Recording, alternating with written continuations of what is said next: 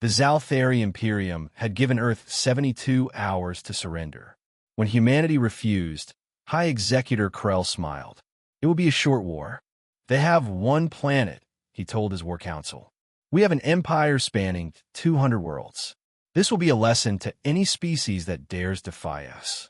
The invasion fleet jumped into Earth's solar system with overwhelming force. 500 warships, enough firepower to crack continents.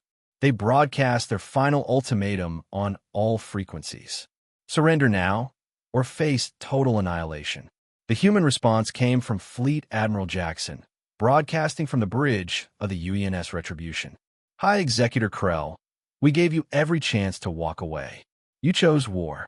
Now you'll learn why humanity spent 10,000 years perfecting it. Krell laughed. Perfecting va? We've conquered 40 species.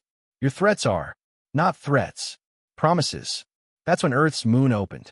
What the Zalthari had assumed was a natural satellite split along massive fault lines, revealing itself as the largest military installation in human space.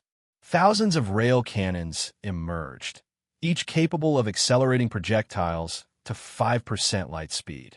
The first volley annihilated 70 ships in 3 seconds. Evasive, Krell screamed, but the carnage had only begun. Mars wasn't a terraforming project. It was a fortress. Weapon batteries rose from the rust-colored surface, unleashing directed energy weapons that turned shields into plasma and hulls into vapor. The asteroid belt wasn't mining operations. It was millions of autonomous defense drones that swarmed the Zalthari fleet like locusts, latching onto ships and detonating with nuclear fury. This is impossible, Krell's tactical officer shrieked. They've weaponized their entire star system. Not weaponized. Admiral Jackson's voice cut through the chaos. Station. Every rock. All part of one massive defense grid. You didn't invade a planet, Executor.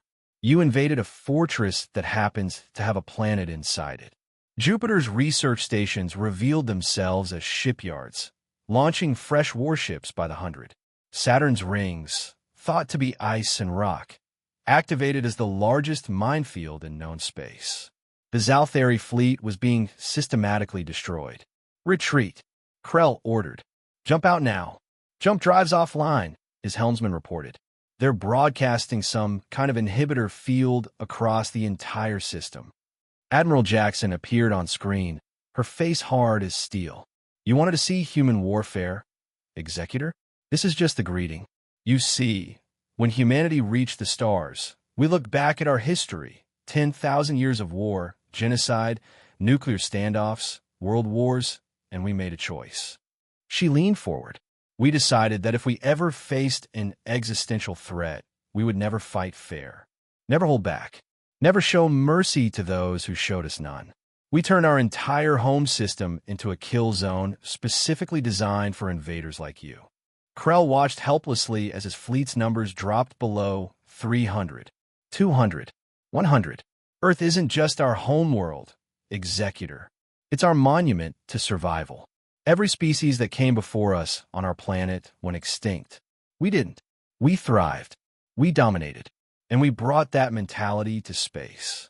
Please, Krell transmitted, his voice breaking. We surrender. Call off your weapons. The firing stopped instantly.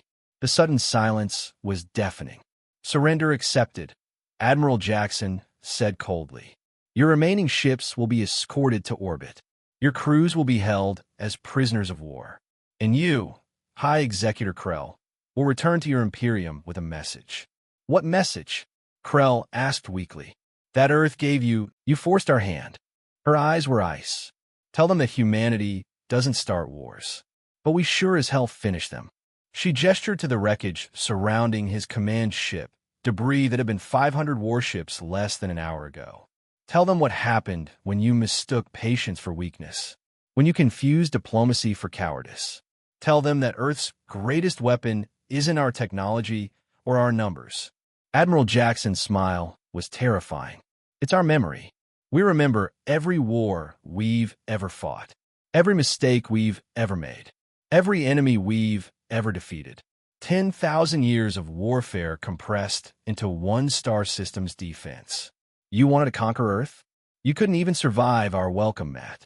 Krell's ship limped away from Earth, one of only 47 that survived. Behind him, the human star system sealed itself again. Moon closing, weapons retracting, the perfect trap resetting for the next fool who mistook humanity's preference for peace as inability to wage war.